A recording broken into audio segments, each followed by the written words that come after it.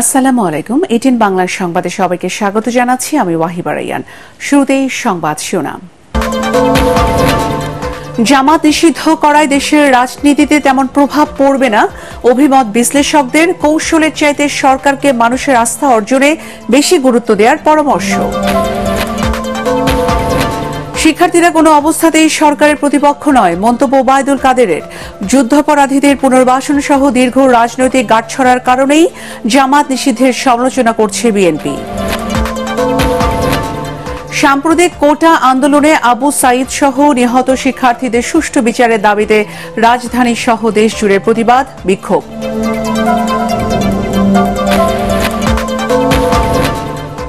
নারায়ণগঞ্জে সহিংসতায় দুর্বৃত্তদের দেয়া আগুন থেকে নবজাতক, গর্ভবতী নারী সহ 17 জনকে উদ্ধার পুলিশের। 2 মায়ের বর্ণনায় ভয়াবহ বিভৎসতার চিত্র। এবং পরিবহন ব্যবস্থা স্বাভাবিক হওয়ায় সবজির দাম কমলেও বাড়তি চাল, পেঁয়াজ, মাছ ও মুরগির দাম। ভরা মৌসুমে ইলিশের কেজি 2000 টাকা। শুনছিলেন সংবাদ শিরোনাম, এখন বিস্তারিত সংবাদ। এই মুহূর্তে জামাতকে নিষিদ্ধ করে আওয়ামী লীগ কিছুটা লাভবান হলেও জাতীয় রাজনীতিতে তেমন প্রভাব পড়বে না বলে মনে করছেন বিশ্লেষকরা। তাছাড়া নির্বাহী আদেশে নিষিদ্ধ করায় হাইকোর্টে যাবার সুযোগ পাবে দলটি। তবে তারা এও মনে করছেন জামাতকে নিষিদ্ধ করার ফলে দলটির সমর্থকরা চাপে থাকবেন, আবার ভিন্ন পথেও যেতে পারেন তারা। আরো জানাচ্ছেন মাহবুব কবির চপল। The government has organized a paramilitary force called Razakar. 1971 সালে বাংলাদেশের স্বাধীনতার বিরোধিতা করে চরম সমালোচিত হয় জামায়াতে ইসলামী। দেশ স্বাধীন হবার পর ধর্মভিত্তিক দলগুলোর সাথে নিষিদ্ধ করা হয় জামাতকেও। 1979 সালে জিয়াউর রহমানের সময়ে আবারও রাজনীতিতে ফেরে দলটি। কয়েক বছর পর আওয়ামী লীগের সাথে যুক্ত হয়ে তত্ত্বাবধায়ক সরকারের দাবিতে আন্দোলন করে জামাত। আবার বিএনপির হাত ধরেই সংসদে যায় দলটি। তাদের 2 জন মন্ত্রীও হন। যুদ্ধাপরাধে 2013 সাল থেকে শীর্ষ নেতাদের ফাঁসি হলে অস্তিত্ব সংকটে পড়ে জামাত। নিবন্ধনও হারায় দলটি। নিষিদ্ধ করার সিদ্ধান্ত ঝুলতে থাকে আদালতে। এর মধ্যেই নির্বাহী আদেশে জামাতকে নিষিদ্ধ করল আওয়ামী লীগ সরকার। এর ফলে রাজনীতিতে কি ধরনের প্রভাব পড়বে? এটা আওয়ামী লীগের রাজনীতিকে হেল্প করবে। এট দি সেম টাইম আন্তর্জাতিক সম্প্রদায়ের কাছেও সে এটাকে সেল করার চেষ্টা করবে যে দেখো এদের কারণেই এই সমস্যাগুলো তৈরি হচ্ছে, বিশেষ করে ধ্বংসযজ্ঞ, এই জন্য আমরা এটা করেছি। জামাত শিবির নিষিদ্ধ করার মাধ্যমে মানুষের দৃষ্টি অন্যত্র সরিয়ে নেওয়ার প্রচেষ্টা বলেই অধিকাংশ জনগণ মনে করে। যদি আপনি এটা আইনি প্রক্রিয়ায় না হয়, যদি নির্বাহী আদেশ হয়, পরবর্তী সরকার চাইলে এটাকে তুলে দিতে পারে। এটা প্রয়োজন, কিন্তু এর চেয়ে গুরুত্বপূর্ণ হলো জামাতে ইসলামের যে সাম্প্রদায়িক ভাবাদর্শ, জামাতে ইসলামের যে সংস্কৃতি, সেইটার বিরুদ্ধে জনগণকে উদ্বুদ্ধ করে তোলা। জামাত শক্তিশালী দল না হলেও ভোটে তাদের সমর্থন দেখা গেছে। 1991 সালের জাতীয় নির্বাচনে জামাত ভোট পায় 12.13%, 96 সালে পায় 8.61%, 2001 সালে পায় 4.28% এবং 2008 সালে তারা ভোট পায় 4.70%।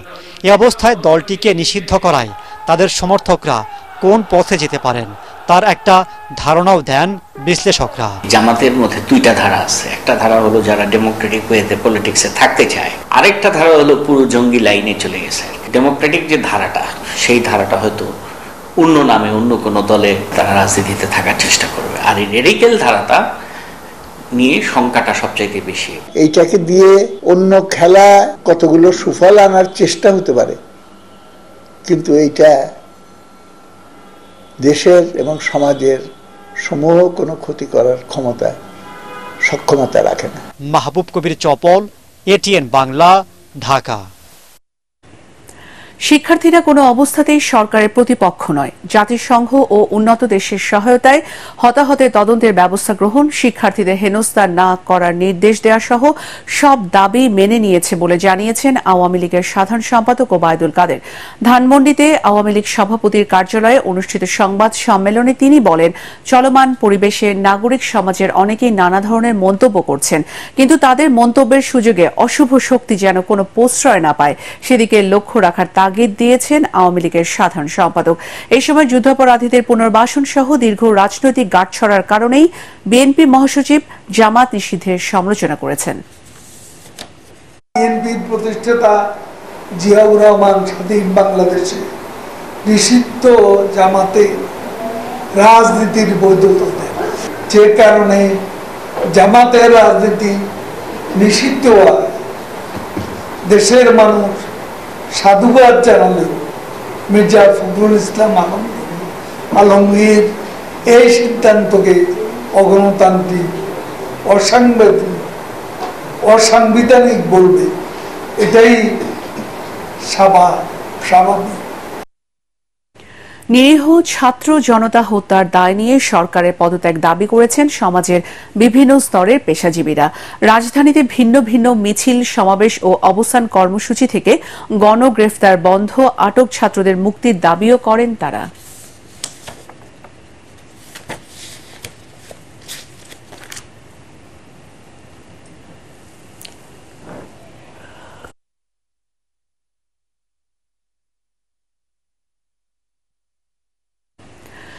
সাম্প্রতিক কোটা আন্দোলনে আবু সাইদ সহ নিহত শিক্ষার্থীদের সুষ্ঠু বিচারের দাবিতে এবং ছাত্রদের উত্থাপিত সকল দাবিতে শান্তিপূর্ণ সমাবেশ ও পদযাত্রা করেছে বেগম রোকেয়া বিশ্ববিদ্যালয়ের বৈষম্য বিরোধী ছাত্র আন্দোলনের শিক্ষার্থীরা। সকালে বিশ্ববিদ্যালয়ের মূল গেটে আয়োজিত এই সমাবেশে শিক্ষার্থীদের সাথে একাত্মতা ঘোষণা করেন বিশ্ববিদ্যালয়ের শিক্ষকরাও।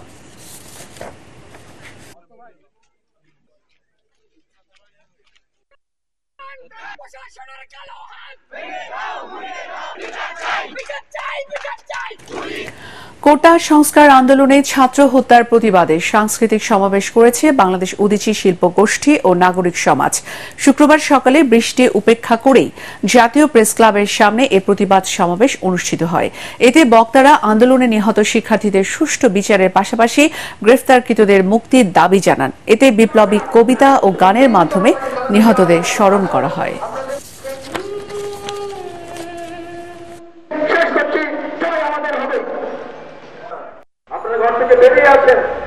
এবং দাবি করেন সোচ্চার হন যে এই হত্যাকাণ্ডের দায় আসলে কার।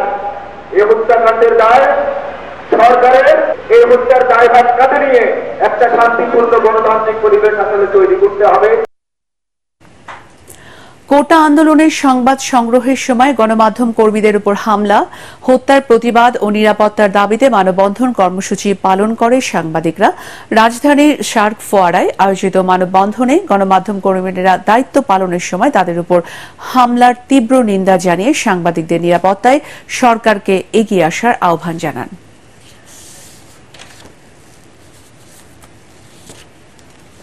শান্তিপূর্ণ কোটা আন্দোলনকে সংঘাতময় করার জন্য সরকার নিজেই দায়ী বলে মন্তব্য করেছেন ইসলামী আন্দোলন বাংলাদেশের সিনিয়র নায়েবে আমির মুফতি সৈয়দ মোহাম্মদ ফয়জুল করিম। রাজধানীর পুরানো পল্টনে দলটির কার্যালয়ে দেশব্যাপী গণহত্যা, গণগ্রেফতার, নির্যাতন ও হয়রানির প্রতিবাদে করণীয় বিষয়ে ছাত্র যুব নেতৃবৃন্দদের সাথে মতবিনিময় সভায় এসব কথা বলেন তিনি।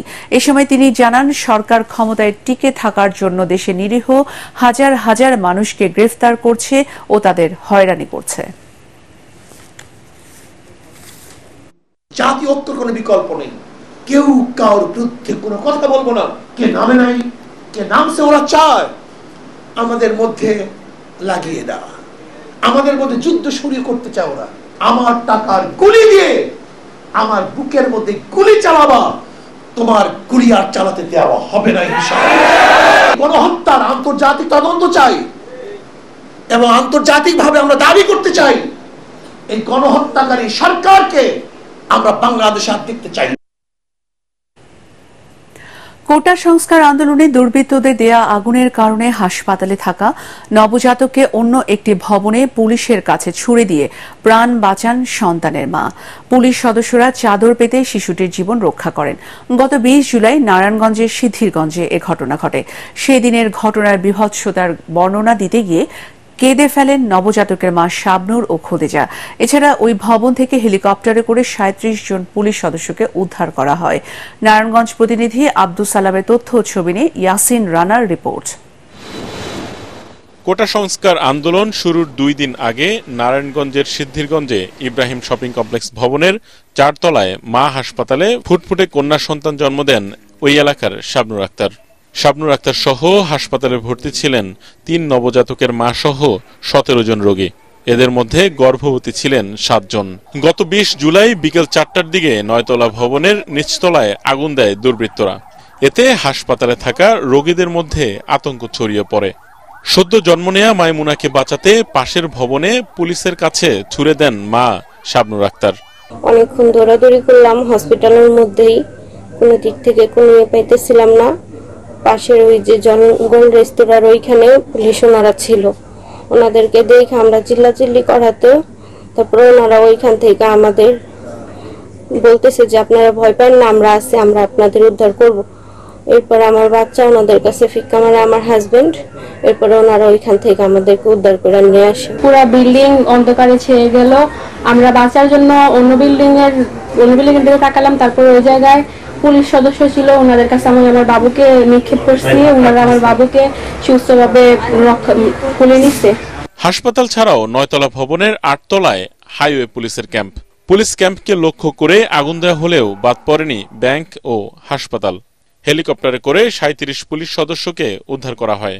যদি তাৎক্ষণিকভাবে উদ্ধার না করতেন আমরা অবশ্যই ২৯ জন লোক মারা যেতাম। হেলিকপ্টার আমাদেরকে সহ ওই বিল্ডিং এ অবস্থানরত একটি ফ্যামিলি ছিল, ওর বাচ্চাকে সহ আমাদেরকে উদ্ধার করে নিয়ে ভবনের ডাচ বাংলা ব্যাংকের ভেতর থেকে ৩ জনের মরদেহ উদ্ধার করা হয়। নাশকতা ও সহিংসতার ঘটনায় ৩০টি মামলা দায়ের এবং ৫৮৬ জনকে গ্রেফতার করা হয়েছে বলে জানিয়েছে পুলিশ।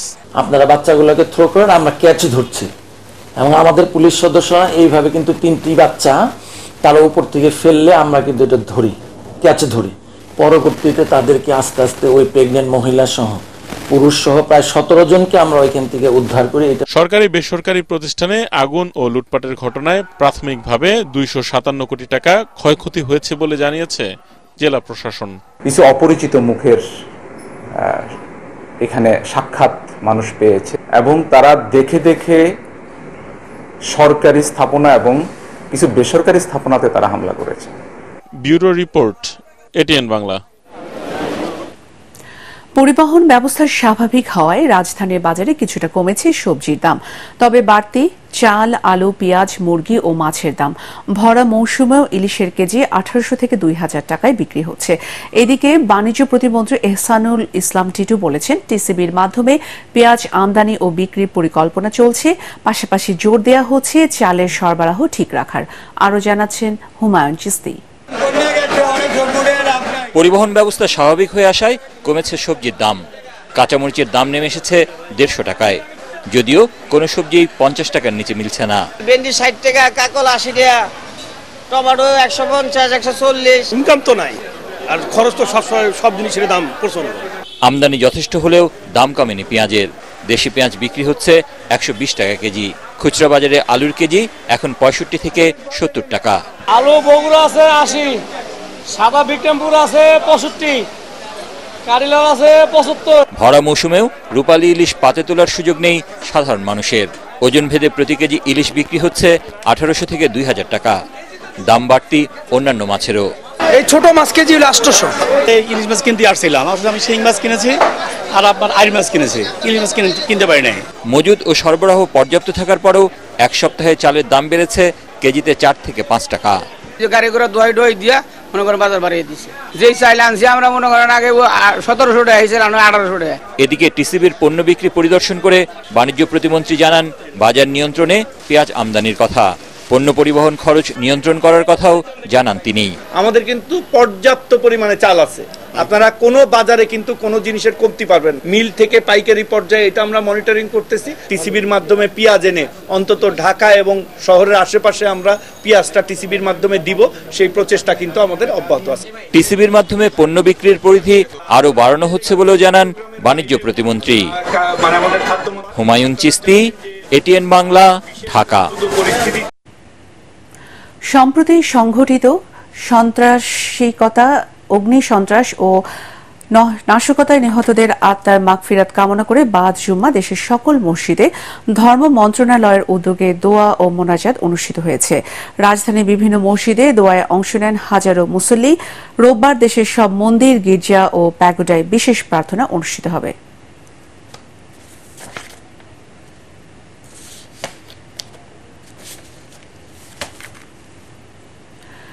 রাজধানী সহ সারা দেশে গত 2 দিন ধরে টানা বৃষ্টি হচ্ছে। এর ফলে বিপাকে পড়েছে দৈনন্দিন প্রয়োজনে বাইরে বের হওয়া মানুষ। তবে সবচেয়ে বেশি সমস্যায় রয়েছেন দিনমজুরা। আবহাওয়া অধিদপ্তরের পূর্বাভাস বলছে সারা দেশে এমন পরিস্থিতি থাকতে পারে আরও একদিন। বিশেষ করে উপকূলীয় এলাকায় তীব্র বৃষ্টি হওয়ার আশঙ্কা রয়েছে। শক্তিশালী মৌসুমী বায়ুর কারণে বঙ্গোপসাগরে মেঘমালার সৃষ্টি হয়েছে। উপকূল জুড়ে ভারী বৃষ্টিপাত সহ দমকা হাওয়া বইছে। এ কারণে চট্টগ্রাম, কক্সবাজার, পায়রা ও মোংলা বন্দরকে 3 নম্বর স্থানীয় সতর্ক সংকেত দেখাতে বলা হয়েছে। অতি ভারী বৃষ্টির কারণে চট্টগ্রামের পাহাড়ি অঞ্চলে ভূমিধসের আশঙ্কাও করছে আবহাওয়া অফিস।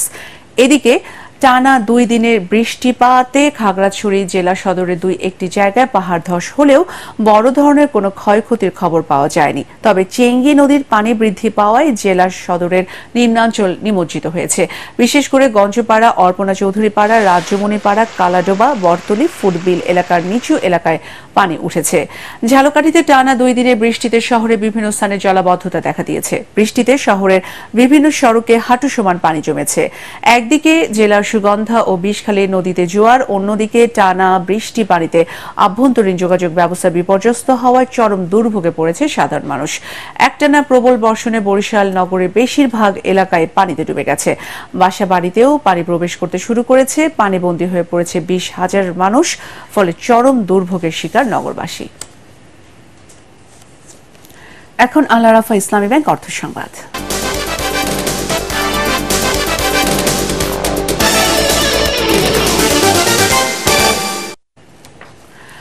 দেশে চলমান অস্থিরতায় শুধু আমদানি রপ্তানি কারকরাই নয়, ক্ষতিগ্রস্ত শিপিং ব্যবসায়ের সাথে জড়িতরাও। শিপিং ড্যামারেজ চার্জ পরিশোধ নিয়ে মুখোমুখি অবস্থানে শিপিং লাইন ব্যবসায়ী ও চট্টগ্রাম বন্দর। এদিকে তৈরি পোশাক খাতের পর চট্টগ্রাম বন্দরে আটকে থাকা সব আমদানি চালানের জন্য 7 দিন বন্দর ভাড়ার ছাড় দিয়েছে সরকার। চট্টগ্রাম থেকে আরো জানাচ্ছেন সৈয়দ তামিম মাহমুদ। কোটা সংস্কার আন্দোলনের প্রভাবে গত 18 জুলাই রাত থেকে সারা দেশে ইন্টারনেট সেবা বন্ধ হয়ে গেলে চট্টগ্রাম বন্দরে সৃষ্টি হয় অচলাবস্থা। বন্দরের কার্যক্রম স্বাভাবিক হতে সময় লাগে প্রায় 1 সপ্তাহ। এতে পোর্ট ড্যামারেজ চার্জে ছাড় পেলেও সময় মতো পণ্য খালাস ও জাহাজীকরণ করতে না পারায় ব্যবসায়ীদের গুনতে হচ্ছে বাড়তি জাহাজ ভাড়া। শুধু তৈরি পোশাক খাতেই বাড়তি জাহাজ ভাড়া ছাড়িয়ে যেতে পারে 50 কোটি টাকা। ক্ষতিগ্রস্ত জাহাজ মালিকরাও। 20 থেকে 60-70 হাজার পার ডে ড্যামারেজ। 3 দিন যদি সে অতিরিক্ত থাকে তাকে আরো $60,000 দিতে হবে। এদিকে ক্ষতির পরিমাণটা কিন্তু আমাদের শিপিং এর এজেন্ট কিন্তু কোনো অংশে কম না। হিসাবটা ফাইনালে পাবো, তবে আমার মনে হচ্ছে এটা 50 কোটি টাকার উপরে চলে যাবে। এটা বন্দরে জাহাজের অতিরিক্ত সময় অবস্থানের জন্য চার্জ মওকুফের দাবি ব্যবসায়ীদের। তবে এই জরিমানা মওকুফের আবেদন মন্ত্রণালয়ে করার পরামর্শ বন্দর কর্তৃপক্ষের। চট্টগ্রাম বন্দর কর্তৃপক্ষের কাছে সেই ক্ষমতা নাই, এটা সরকারি সিদ্ধান্ত যদি হয় সেই অনুযায়ী ব্যবস্থা হবে। বন্দরের আমরা সরাসরি চেয়ারম্যান আমাদের এই লুক আফটার করে, যদি ওটা মিনিস্ট্রি অফ শিপিং এর আন্ডারে পড়ে, তো বন্দর যদি মনে করেন যে তার এটার ব্যাপারে মন্ত্রণালয়ে পাঠাবে, ওনারা পাঠাতে পারে। বর্তমানে চট্টগ্রাম বন্দরে কন্টেইনার রয়েছে 36,358টি, আর জেটি ও বহিনোঙ্গর মিলে জাহাজ রয়েছে 106টি। সৈয়দ তামিম মাহমুদ, এটিএন বাংলা, চট্টগ্রাম। এখন পার্টেক্স খেলার খবর।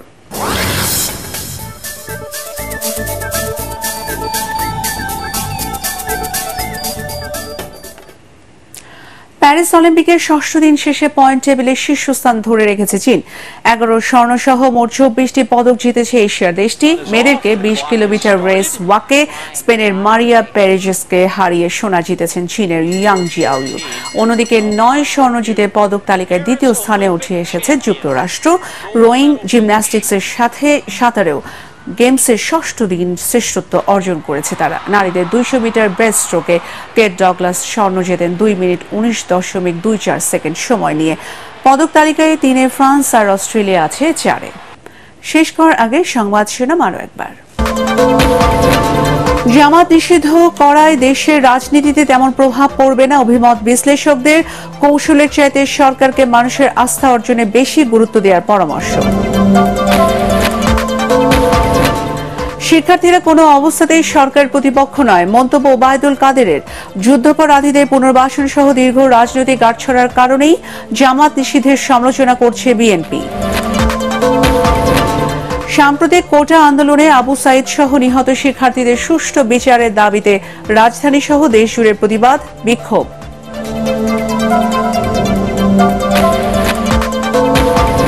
নারায়ণগঞ্জের সহিংসতায় দুর্বৃত্তদের দেয়া আগুন থেকে নবজাতক, গর্ভবতী নারী সহ 17 জনকে উদ্ধার পুলিশের। 2 মায়ের বর্ণনায় ভয়াবহ বিভৎসতার চিত্র।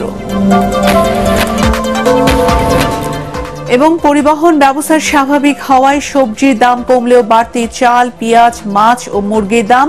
ভরা মৌসুমে ইলিশের কেজি 2000 টাকা। পরবর্তী সংবাদ দেখার আমন্ত্রণ জানিয়ে এখনকার মতো শেষ করছি। এটিএন বাংলার সংবাদ ইউটিউবে দেখতে ব্রাউজ করুন youtube.com/ATN Bangla News। ধন্যবাদ।